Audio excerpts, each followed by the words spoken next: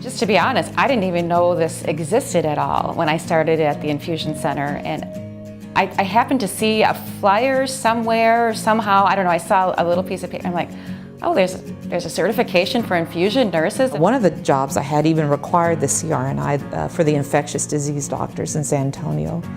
I took the test in 1990, and at that time my boss had bought a bunch of VCR tapes that the INS had. So for 2 days prior to the exam, I stayed home and watched these tapes front and back, just took notes, and that's how I prepared. And my biggest fear about obtaining my CRNI was, what if I don't pass the exam? Was very much encouraged by other nurses that were CRNIs as well, and just my seeing them being so top-notch in what they would do. How do I get to that point? And as well, they would encourage me, that they saw in me that I have excellent skills, why not validate them?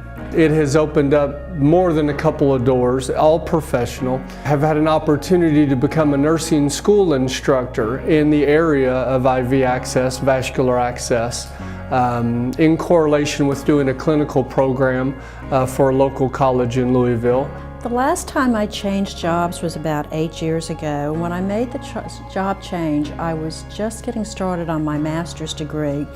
I was very proud of that, and I was surprised when I talked with HR about it that their interest was not so much that I had a master's, but that I was credentialed, because it proved that I knew what I was talking about.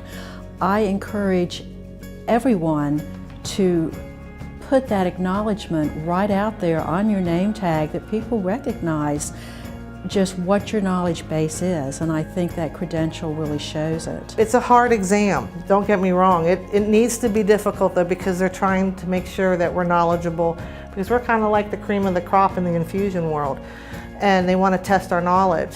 If you are in the field of infusion and you really like it and you're good at it and everything, it is a no-brainer for you to get the certification. I would say get it, find a way to do it. There are so many resources at the INS, the Infusion Nursing Society. Ask your colleagues and validate what you know, validate your expertise. You don't do it because you have to for a job. I had to for my job, but that shouldn't be your impetus. You should want to do it, not just for your patients, which that's self-explanatory, but for yourself. Because truly, the people out there doing this work are the experts.